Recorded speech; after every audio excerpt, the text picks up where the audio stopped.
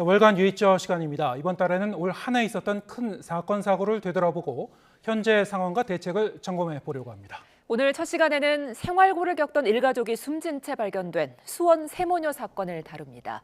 서은수 PD 나와 있습니다. 안녕하십니까? 네, 어서 오세요. 네, 안녕하세요. 네, 우리 사회에서 잊을만 하면 이런 비슷한 비극적인 사건이 계속 좀 발생해서요. 상당히 좀 안타까움을 자아내고 있는데, 수원 세모녀 사건. 자, 이 사건도 우리 사회 이 복지사각지대를 드러낸 대표적인 사건이었죠. 네, 말씀하신 대로 수원 세모녀 사건은 지난 8월 경기 수원시 소재의 한 다세대 주택에서 일가족 3명이 숨진 채 발견된 사건입니다. 네. 현장에선 건강 문제와 생활고에 대한 어려움을 토로한 유서도 함께 발견됐는데요. 어머니와 두 딸 모두 병을 앓고 있었고 건강보험료 16개월치가 밀릴 만큼 생계도 어려웠습니다. 하지만 생계 지원비나 긴급 의료비 등을 전혀 받지 못한 사실이 알려지면서 복지사각지대 문제가 제기됐는데요. 얼마 전엔 신촌에서 또 생활고 속에 모녀가 극단적 선택을 한 사례가 발생했죠. 우리나라의 1인당 국민소득은 3만 달러를 넘어섰지만 여전히 우리 주변엔 이렇게 생활고로 어려움을 겪는 위기 가구들이 있는 게 현실입니다. 양극화가 갈수록 심해지고 있고 또 1인 가구가 증가하면서 복지사각지대가 늘고 있는 만큼 우리 사회 안전망을 돌아볼 필요가 있을 것 같아 취재하게 됐습니다. 네, 이 사건을 되짚어보기 위해서 먼저 현장을 다녀왔다고 들었는데요. 이런 위기 가구들을 발굴하기 위한 어떤 대책 등이 마련됐던가요? 네, 당시에는 언론의 조명을 받았지만 석 달이 지난 지금 실제 얼마나 달라졌는지 궁금했습니다. 그래서 사건이 발생한 동네를 다시 찾아 지역 주민들의 얘기를 들어봤는데요. 영상으로 직접 보시겠습니다. 경기 수원시 다세대 주택에서 모녀 관계로 추정되는 여성 3명이 숨진 채 발견돼 경찰이 수사에 나섰습니다.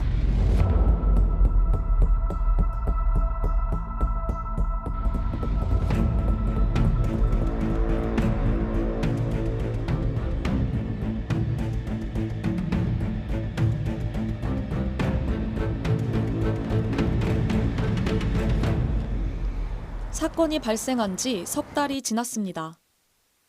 하지만 주민들은 아직도 당시의 충격에서 벗어나지 못하고 있습니다. 오랜 생활고에 시달린 이웃의 사정을 제대로 알지 못했다는 죄책감이 마음을 무겁게 합니다. 아무래도 관심 있게 보지. 물건이 쌓여 있으면은 문제가 있는지 없는지 한 번은 생각을 하게 되는데 한번 그냥 전화도 해보고 벨도 한번 눌러보고 계약 시에 그 취약계층 부분에 대해서 좀 더 세밀하게 살피고 주민센터에 적극적으로 통보하는 쪽 그런 분위기가 많이 형성이 된 것 같아요. 지자체도 부랴부랴 대책 마련에 나섰습니다. 위기 가구에 대한 전수조사에 나서고 인적 안전망 체계도 갖추기 시작했습니다. 올해에 그 명단 통보되신 분들 12,000분 정도가 계셨는데 그분들 중에 미거주하시거나 연락이 안 되시거나 하시는 분들이 더러 있으세요. 그분들을 전체적으로 이제 다시 한번 조사를 했고요. 이웃 간에 서로 어려우신 분들을 발굴할 수 있게 인적 안전망 체계라고 해서 세모녀 사건 이후에 550명 정도가 신규로 위촉되셔서 그분들이 좀 활동하시면서 어려운 분들을 좀 찾고 있습니다. 하지만 위기 가구의 특성상 소재조차 파악하기 쉽지 않은 게 현실입니다. 세모녀처럼 빚독촉에 시달려 남몰래 이사하고 전입신고조차 할 수 없는 경우가 많기 때문입니다.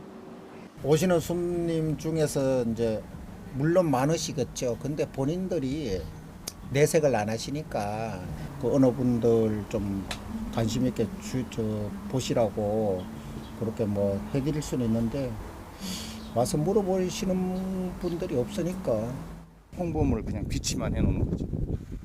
그러면은 누가 그걸 가져다가 나 어려워요 아니면 뭐 주변 사람이 어려워요 그렇게 해서 하겠어요? 그렇지 않잖아요. 그러니까는 적극적으로 계도를 해야 되는데 그렇지 못하는 거죠.